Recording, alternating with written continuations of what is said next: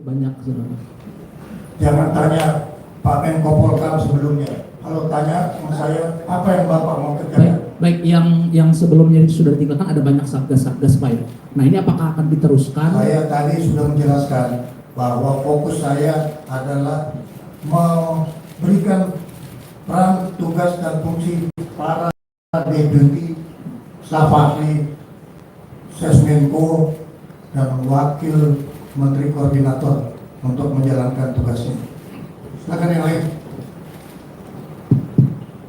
Selamat sore Pak Menhan yang sekarang juga menjabat ad interim sebagai Menko Polkam. Mohon maaf, saya Santi Pak dari DN Times. Ada 2 pertanyaan untuk Pak Syafri.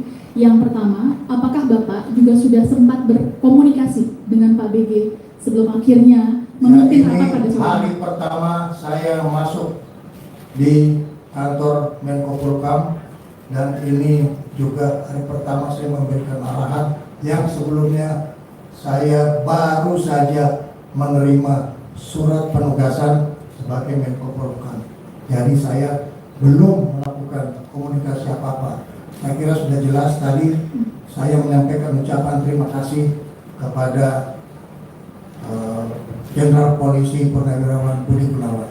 Yang kedua Pak, terkait dengan situasi keamanan yang saat ini masih terjadi, ada beberapa sejumlah unjuk rasa.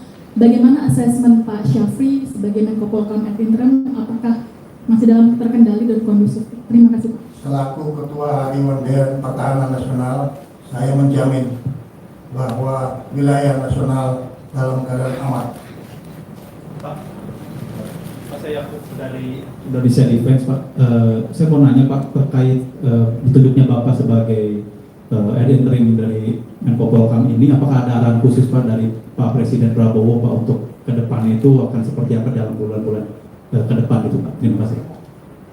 Arahan yang saya diberikan kepada saya adalah melanjutkan tugas pokok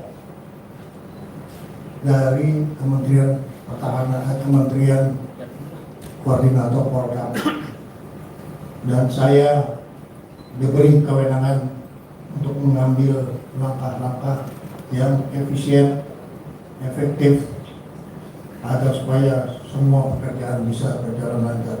Itulah sebabnya saya datang ke sini untuk memberikan pengarahan. Arahan saya adalah revitalisasi organisasi di Kementerian Pertahanan, Kementerian Koordinator Polhukam.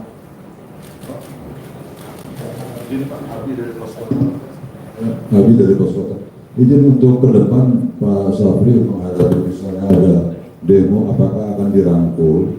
Karena mereka kan sebetulnya butuh komunikasi dengan pemerintah, butuh dirangkul, atau seperti apa? Apakah dengan persuasif atau represif? Sebagai pemerintah Republik Indonesia, kita terus akan menjelaskan komunikasi sosial, tetapi meningkatkan kewaspadaan, baik itu secara operasional maupun secara kita melakukan dialog dengan seluruh masyarakat yang ada di wilayah kita yang mungkin mempunyai pikiran-pikiran yang perlu mendapatkan respon komunikasi agar kita supaya mendapatkan pemikiran yang sama bagaimana menjaga kedaulatan negara kesatuan Republik Indonesia. Ya. Saya satu dari Jawa Barat.